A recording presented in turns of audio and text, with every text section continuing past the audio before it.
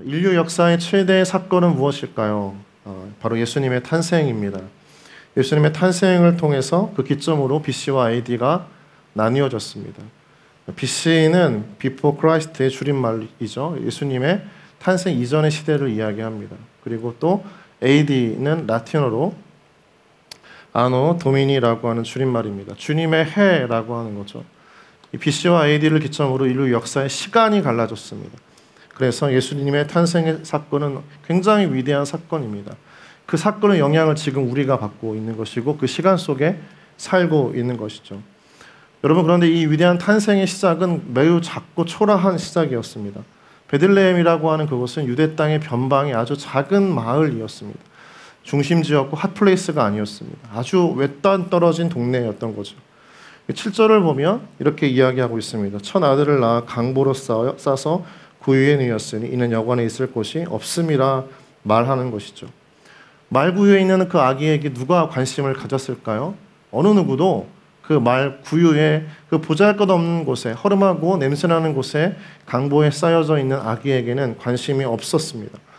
예수님의 탄생의 시작은 화려한 어떤 환영 파티도 없었고, 그 다음에 그 파티 속에서 예수님의 탄생을 축하해 줄 만한 박수를 칠 만한 사람들도 없었던 것이죠.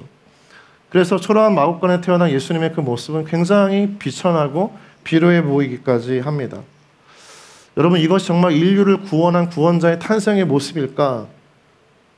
우리 다시 한번 질문을 던지면서 어쩌면 여러분의 생일 파티만도 못한 예수님의 탄생의 모습이 우리 마음 가운데 어떤 메시지로 다가오는지 잘 모르겠어요. 그러나 이 비참하고 비루한 초라한 이 마곡간에서 예수님의 탄생에는 놀라운 하나님의 또 하늘의 비밀이 숨겨져 있습니다. 예수님은 이 땅에서 어떤 모습으로 오셨을까요? 아주 낮은 모습으로 오셨습니다. 불편한 육체를 입고 예수님께서 이 땅에 오셨던 것이죠. 그 모습은 세상 어떤 곳에서도 볼 수 없는 아주 볼품없는 모습이셨습니다. 예수님의 모습은 가장 높은 곳에서 가장 낮은 곳으로 수직 낙하한 모습이었습니다. 가장 위대하고 전능한 하나님이 가장 무능하고 연약하게 짝이 없는 그 아이의 모습으로 이 땅에 오셨습니다. 예수님의 모습은 사실 우리가 생각하는 것, 기대하는 것과는 전혀 다른 모습으로 이 땅에 찾아오신 것이죠. 여기서 그래서 하나님의 방식과 세상의 방식의 차이가 있습니다. 세상에서는 사람들의 관심을 끌기 위해서, 주목을 받기 위해서 어떤 일을 시작하거나 무언가 시작되어질 때 화려하고 거창하게 시작합니다. 그래서 최고, 최대, 최초라는 단어들을 즐겨 쓰기를 원합니다. 계속해서 광고하고 홍보하는 것이죠. 최고 높이의 롯데타워, 최초의 보도, 최대의 실적, 모두가 다 이 최고, 최대, 또 최초라고 하는 단어들을 사용합니다. 거대하게 시작하고 화려하게 시작하는 세상의 모습이지만 사실은 그러나 그 모든 것들이 지나가는 것은 역사의 먼지 속에서 아주 허무하게 초라하고 공허하게 끝나는 것들을 보게 됩니다. 그런데 예수님의 첫 시작은 초라하고 관심을 끌만한 모습, 어떤 것도 없는 연약한 아기의 모습으로 오셨습니다. 세상의 왕으로 왔다고 한다면 세상을 압제하고 군림할 수 있는 아주 파워풀한 모습으로, 누구나가 다 흠모할 수 있는 모습으로, 누구나 인정할 수 있는 권위의 모습으로 오셔야 했지만 예수님은 전혀 정반대의 모습으로 오셨습니다. 가장 높은 곳에서 가장 낮은 곳으로 오셨던 예수님의 모습입니다. 여러분, 그래서 우리가 예수님을 만나려면 우리 가운데 필요한 마음이 있습니다. 한번 따라해 볼까요? 낮은 마음, 낮은 마음, 낮은 마음입니다. 낮은 마음이 없다면, 낮아진 마음이 없다면 예수님을 만날 수가 없습니다. 이것을 알 수 있는 것이 동방박사입니다. 동방박사들은 예수님을 찾기 위해서 가장 먼저 어디로 갔습니까? 헤롯 궁전으로 갔습니다.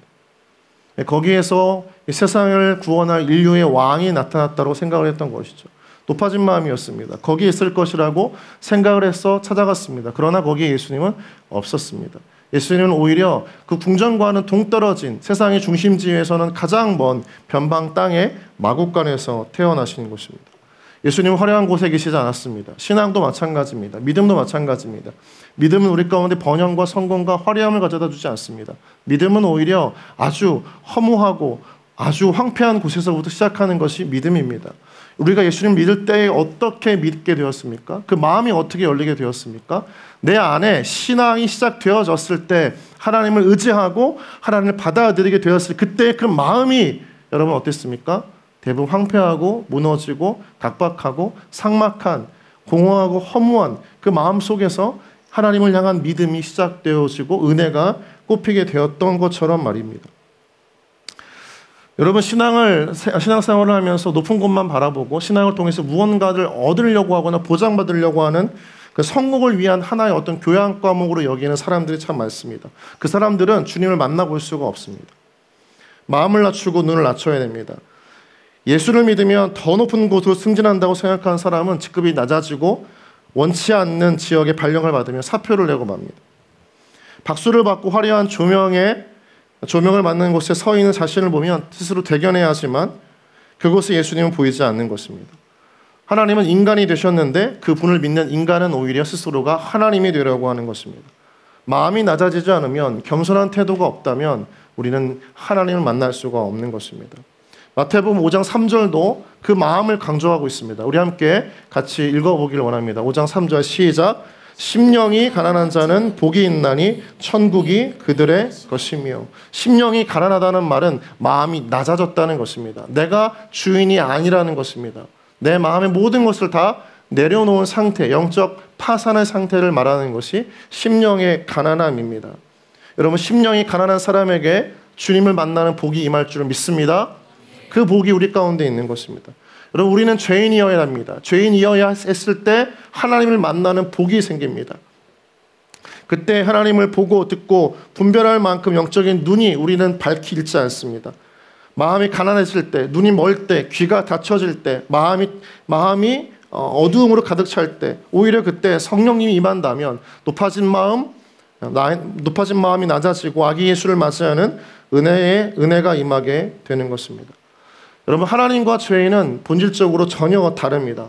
죄인은 인간이 거룩한 하나님께로 나아갈 수 있는 것은 아무것도 없습니다. 아무리 내가 노력하고 무언가 열심을 다해도 헌신해도 수단과 방법을 다 동원해도 하나님께로 나아갈 수 없는 존재가 본질상 하나님입니다. 하나님은 우리와 전혀 다른 존재입니다. 피조물과 피조물의 관계가 아니라 창조주와 피조물의 관계입니다. 넘어설 수 없는 벽이 있습니다. 인간의 구원은 그래서 인간 안에서 찾을 수가 없습니다. 머리에서, 마음에서, 그의 삶의 바운더리 안에서 무언가 이 세상 속에서 구원을 찾을 수가 없습니다. 구원은 그 길은 인간의 바깥에서 열려져야 얻게 되어지는 것입니다. 그래서 하나님께서 이 땅에 예수님처럼 찾아오신 것입니다. 믿습니까? 그 하나님이 인간이 되신 것입니다. 우리에게 구원의 길을 제시하시기 위해서 스스로 오신 것입니다. 구원을 찾을 수 없는 우리 인간을 보시고 불쌍히 여기시는 주님께서 구원의 길이 되기 위해 찾아오신 것입니다. 강보에 쌓인 아기 예수로 찾아오신 주님의 모습. 그 모습은 세상의 많은 권력자들과는 전혀 다른 모습입니다. 연약함입니다. 위압감이 느껴지지 않습니다. 여러분 아기를 보면 어떻습니까? 아직 아이를 낳아보지 않은 여러분들이 혹이나 조카나 주위 친구의 자녀들을 안았을 때에 그 아이를 볼 때 어떤 마음이 듭니까? 네, 아무 마음이 들지 않겠죠. 저는 제가 태어난 아이 지호와 은호를 처음 안았을 때 그리고 그 아이들이 자라났을 때 그 아이들의 눈을 보면 왠지 제 마음 가운데 이런 마음이 들었습니다. 세상의 모든 것을 다 가졌구나라는 마음들을 가졌습니다. 왠지 그 아이의 눈을 보면 착하게 살아야 될 것 같고 돈을 허투루 쓰면 안 될 것 같은 마음들이 들었습니다. 아이를 바라보면 세상을 온전하고 바르게 살려고 하는 순전한 욕구가 우리 안에서 작동되어집니다. 그래서 그 아이를 안고 그의 피부를 맞닿아서 그 아이의 숨결을 들으면서 그 아이의 눈을 마주 볼 때 악인도 눈물을 흘립니다. 아이는 연약합니다. 그러나 순수합니다. 모든 것을 잃어버린 사람도 그 아이를 안을 때 세상의 모든 것을 얻은 것처럼 채워지는 마음을 경험합니다. 아이는 거칠지 않고 강하지 않고 부드럽습니다. 여러분 그래서 우리가 누군가를 사랑할 때 주님이 우리 사랑하신 것처럼 우리가 누군가를 사랑할 때 그 사랑은 힘으로 되지 않습니다. 한번 따라해 볼까요? 사랑은 힘으로 되지 않는다. 여기만 들려요? 여기 지쪽은 다 극아인가 봐요. 아입도 아니고. 자, 다시 한번 사랑은 힘으로 되지 않는다.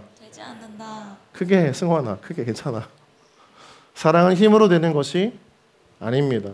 사랑하려면 힘을 빼야 됩니다. 내려놓아야 됩니다. 힘은 두려움을 주고 상대방을 사랑하기보다 상대방을 조종하는 데 쓰입니다. 사랑이라고 하는 이름으로 사람을 이용하는 것이 잘못된 사랑이죠. 그래서 그 사랑의 결국 끝은 자기 중심적인 사랑이요, 그래서 파괴적인 사랑이 됩니다. 예수님은 수많은 천사를 동원해서 자신을 받아들이라고 온 인류에게 강요할 수 있었습니다. 그런데 그렇게 하지 않으셨던 거죠. 예수님은 오히려 우리에게 사랑하셨기 때문에 자신을 내려놓으셨습니다. 스스로 연약해질 것을 결정하신 분이 바로 아기 예수님이셨습니다. 강한 아버지를 존경할 수 있겠지만, 힘이 있는 아버지의 권위에 무릎 꿇는 척은 할 수 있겠지만 진심으로 아버지를 사랑할 수는 없는 것입니다. 그 아버지를 사랑하기에는 너무나 힘이 든 것입니다. 아기 예수는 두렵고 권위적인 모습으로 이 땅 가운데 오시지 않았습니다. 아기 예수는 부드럽고 따뜻한 어머니의 사랑으로 이 땅 가운데 오셨습니다. 그래서 저는 참 이 말을 참 좋아합니다. 한번 따라해 볼까요? 사랑하면 또 사랑하면 말하지 말고요. 사랑하면 약해집니다. 자, 우리 옆 사람이 한번 이렇게 말해 볼까요? 사랑하면 약해집니다. 사랑하면 약해집니다. 서로 사귀는 연인들을 한번 보세요. 진짜 사랑하면 이겨요, 져요? 져줍니다. 부부가 싸워도 져주는 것이 이기는 거죠. 저는 그래서 매일 이긴다고 생각하고 삽니다. 가장 많이 하는 말, 미안해요, 잘못했어요, 죄송합니다. 너무 비참할 때가 많이 있지만, 그러나 속으로는 내가 이겼다는 마음으로 실컷 져줍니다. 속으로 웃어요. 이걸 또 알면 혼나겠지만 여러분 모두 비밀을 지켜주기를 바랍니다. 내려놓아야 사랑하게 되는 것이고, 사랑은 힘을 빼는 겁니다. 힘을 내려놓아야 사랑이 가능해지는 것입니다. 아기 예수가 아니라 세상의 권력자로 오셨다면 그 사랑은 실천할 수가 없는 사랑이요, 잘못된 사랑이 될 것입니다. 그러나 힘을 내려놓고 아기 예수로, 연약하고 한없는 분으로, 작고 보잘것없는 분으로 이 땅 가운데 주님이 오셨던 것입니다. 그래서 그 사랑이 가능해지는 것입니다. 사랑할 수 없는 사람을 사랑한다는 것 자체가 내가 채워져서가 아닙니다. 나를 비울 때 사랑할 수 있습니다. 그래서 하나님은 자신을 비우고 이 땅 가운데 오셨습니다. 자, 우리와 같이라고 하는 단어가 포함된 빌립보서 2장 7절 8절 말씀을 같이 함께 읽어보도록 하겠습니다. 7절 읽습니다. 시작. 오히려 자기를 비워 종의 형체를 가지사 사람들과 같이 되셨고, 8절 사람의 모양으로 나타나사 자기를 낮추시고 죽기까지 복종하셨으니 곧 십자가에 죽으십니다. 사람들과 같이 되셨고는 곧 나와 같이 되셨다, 우리와 같이 되셨다라고 하는 동일한 의미입니다. 사랑은 무엇입니까? 사랑은 눈높이를 맞추는 것입니다. 너무 명언이죠? 아닌가? 누가 되게 비웃었는데 뒤쪽에서. 사랑은 눈높이를 맞추는 겁니다. 한번 따라해 볼까요? 사랑은 눈높이를 맞추는 것입니다. 부모는 자녀와 놀 때 그 자녀의 눈높이에서 놀아줍니다. 모든 것이 자녀에게 기울어져 있습니다. 사랑하기 때문에 강하지만 약해지는 것이고, 자기 주장이 있지만 감추고 내려놓는 것이 사랑입니다. 지금 여러분의 사랑이 어떤 모습인지 한번 되돌아보면 그 사랑이 진짜 사랑인지 아니면 내 사랑인지를 알 수 있는 것이죠. 예수님께서 그러하셨습니다. 자기를 감추셨습니다. 자기를 내려놓으셨고 강하지만 약해지셨습니다. 우리를 사랑하기 때문에 우리 눈높이에 맞춰서 우리와 같이 인간이 되셨던 것입니다. 그 인간 중에 가장 한없이 약한 아기 예수의 모습으로 오셨습니다. 왜 아기 예수로 오셨을까 제가 생각을 해보고 개인적으로 수많은 질문들을 던져봤지만 납득할 수 있는 답이 하나도 떠오르지 않았습니다. 그래서 예수님의 성육신을 묵상할수록 오히려 그 사람의 사랑은 깊어지고 넓어지는 것입니다. 성육신, 인간의 몸을 입고 이 땅 가운데 오신 그 주님의 사랑을 깊이 묵상할수록 그 사람은 마음이 넓어지고 깊어지는 것이죠. 여러분, 복음은 무엇입니까? 복음은 다른 사람들을 판단하는 날카로운 잣대나 기준이 아닙니다. 율법을 넘어선 사랑이 복음 안에 있습니다. 믿습니까? 나와 같이 되셨다는 것은 나 같은 사람에게조차 찾아오셨다는 뜻이에요. 그래서 예수를 믿고 신앙의 삶을 살수록, 잘 들으세요, 예수를 믿고 신앙의 삶을 살수록 속이 넓어져야 하고 이해의 폭이 커져야 합니다. 여러분 주위에, 지금 내 주위에 나와 맞는 코드의 사람만 있다면 여러분 스스로에게 한번 신앙의 질문을 해보셔야 돼요. 내가 정말 복음의 은혜 가운데 살고 있는가? 내가 정말 하나님의 은혜를 체험했는가? 스스로에게 질문을 해봐야 됩니다. 세상에서는 자기의 코드에게 맞는 사람을 만나라고 추천합니다. 매칭도 해주고 그렇게 되기를 원해요. 그렇게 다 만납니다. 동아리도 많고 동호회도 많습니다. 흔히 얘기하는 크루들도 많습니다. 그러나 공동체와 교회는, 신앙인의 삶은 나와 같은 코드를 맞추어서 만나는 만남이 아닙니다.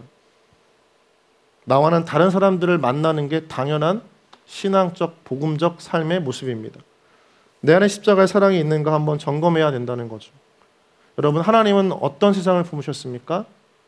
하나님은, 잘 들으세요, 하나님은 온 세상을 품으셨습니다. 구별해서 픽을 해서 뽑으신 거, 사랑하신 것이 아니라 온 세상을 품으셨습니다. 요한복음 3장 16절 말씀 같이 읽겠습니다. 자, 큰 목소리로 시작. 하나님이 세상을 이처럼 사랑하사 독생자를 주셨으니 이는 그를 믿는 자마다 멸망하지 않고 영생을 얻게 하려 하심이라. 아멘. 하나님이 이 세상을 사랑하사, 이처럼 사랑하사, 이 세상에는 모든 사람이 포함되어 있습니다. 강도, 사기행각, 죄인들, 수많은 범법자들, 하다못해 신앙을 버린 사람들도 포함되어져 있는 것이 이 세상입니다. 믿지 않은 사람조차도 사랑하시는 것이 하나님의 사랑입니다. 다시 한번 말하지만 하나님은 온 세상을 품으셨습니다. 아멘입니까? 하나님은 그래서 우리가 생각하는 것보다, 내가 생각하는 사랑의 모습보다 더 크고 깊고 넓으신 분이 하나님이십니다. 독생자를 나에게도 주셨지만 다른 사람들에게도 주셨습니다. 더 나아가서 세상에 주셨습니다. 하나님은 세상을 품는 분입니다. 여러분이 믿는 하나님은 여러분만을 위한 하나님이 아니라 세상을 품는 하나님이라는 말입니다. 여러분이 미워하고 싫어하고 원치 않는 그 사람조차도 품으시는 분이 하나님이라는 말입니다. 십자가의 복음은 유대 땅 변두리 그 베들레헴에서 시작했지만 어디까지 갔습니까? 당시 세상의 중심이라고 했던 로마의 황제에게까지 갔습니다. 유대인에서 시작했지만 그 복음은 아시아를 넘어서 온 열방 가운데 퍼져나갔습니다. 아프리카까지 갔잖아요. 복음은 주인과 종을 가리지 않았고 귀족과 천민을 나누지 않았습니다. 스스로 손절하거나 구별하지 않았습니다. 모든 사람을 품었던 것이 그 시대의 복음이었고 십자가의 사랑이었고 은혜였습니다. 남자와 여자를 가르지도 않았습니다. 가치 있는 자와 가치 없는 자를 가르지도 않았습니다. 재미있는 사람과 재미없는 사람을 골라서 가르지도 않았습니다. 빛나야 얼굴을 들어주렴. 할렐루야. 여러분이 MBTI 좋아하는 16가지 그 모든 성향의 사람들을 다 품는 것이 무엇입니까? 십자가의 복음이에요. 십자가의 복음은 이 땅에 있는 수많은 사람들을 품는 것입니다. 내 코드, 내 감성, 내 취향, 생각만 주장하다가 신앙생활을 마치면 저는 그 사람은 참 불행한 사람이라고 생각합니다.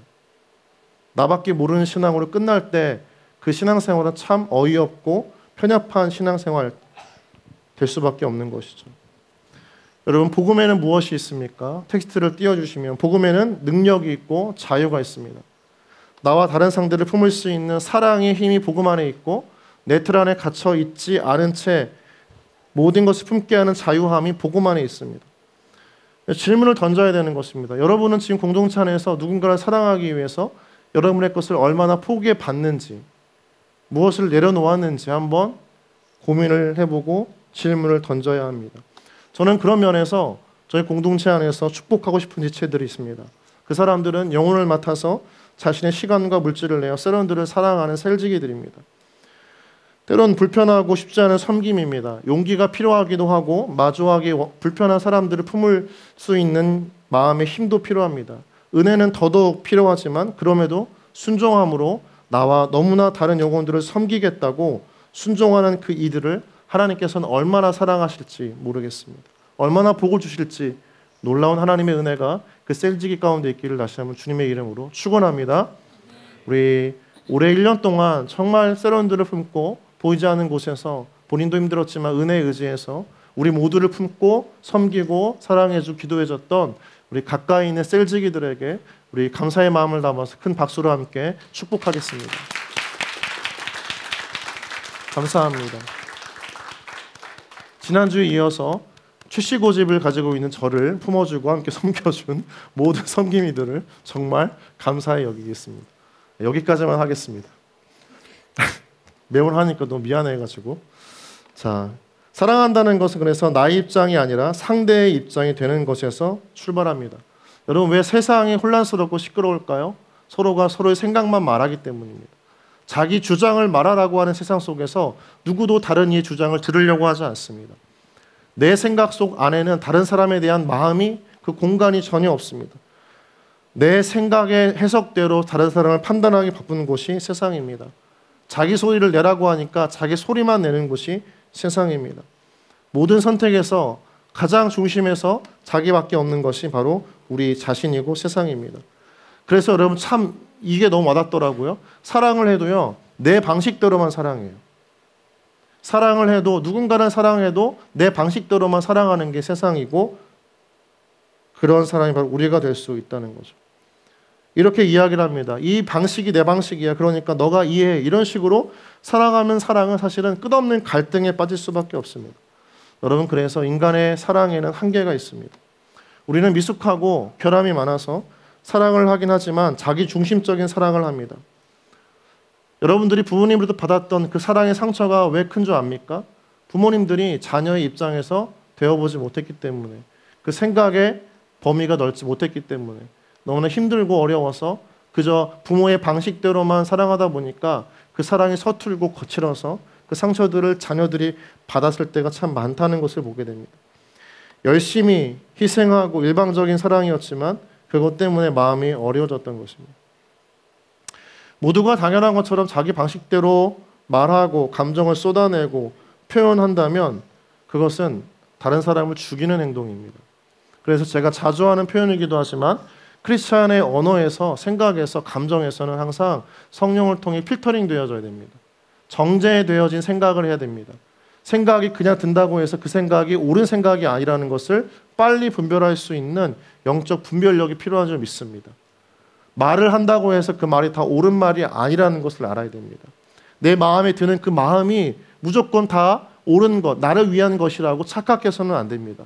이미 우리는 불완전하고 온전치 못한 존재라고 하는 그 인식에서 출발할 때 내가 느끼는 감정과 마음과 생각이 얼마나 허점투성이고 오류투성인지를 금방 깨닫는 지혜가 여러분 가운데 있기를 주님의 이름으로 축복합니다. 그래서 말씀을 통해 필터링 되어져야 되고 성령을 통해 그 생각과 마음과 감정과 표현이 정제되어져야 됩니다.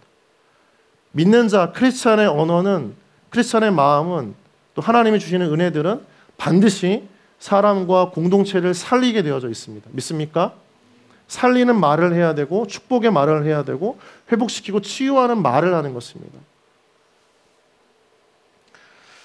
사랑은 관계적인 언어이기 때문입니다. 감정이긴 하지만 그 중심에는 자신밖에 없다면 그것은 인간의 사랑입니다. 그러나 그 안에 다른 사람이 있다면 그게 바로 아기 예수의 십자가의 사랑입니다. 여러분, 그래서 사랑은 포기하는 것입니다. 사랑은 자신의 권리를 내려놓는 것입니다. 포기할 때 사랑이 시작됩니다. 그때 새로운 역사가 시작되는 것입니다. 우리 이 내용을 같이 한번 읽어볼까요? 시작. 사랑은 포기하는 것입니다. 자신의 권리를 내려놓는 것입니다. 포기할 때 사랑이 시작됩니다. 그때 새로운 역사가 시작되는 것입니다. 아멘. 말씀을 맺겠습니다. 거룩하신 하나님이 우리와 같이, 사람과 같이 되셨다고 했습니다. 왕이 종의 형체를 가졌다고 말씀하셨습니다. 예수님이 그냥 연기하신 것이 아니라 삶으로 살아내셨습니다. 우리와 함께 하시기 위함이셨습니다. 아기로 태어나신 예수님의 또 다른 이름은 무엇입니까? 임마누엘입니다. 우리와 함께 하시는 최고의 선물을 주시기 위해서 자신을 내려놓으시고 찾아오신 것이 아기 예수의 탄생입니다. 여러분, 우리와 함께 하시는 그 임마누엘의 주님, 아기 예수를 그 마음 가운데 깊이 품는 우리 청년부 모든 지체들 되어지기를 주님의 이름으로 축복합니다. 그 주님과 매일 함께 살아가십시오. 그리고 함께 걸어가십시오. 그리고 이 연말과 또 연초를 맞이하는 그 은혜가 우리 가운데 있을 때 다시 한번 우리 안에는 나를 살리고 세상을 살리는 나를 살리고 가정을 살린, 나를 살리고 일터를 살리는 그 사랑의 언어, 사랑의 섬김과 사랑의 아름다운 모습들이 드러나고 우리를 통해서 하나님의 축복이 온 땅 가운데 흘러갈 줄 믿습니다.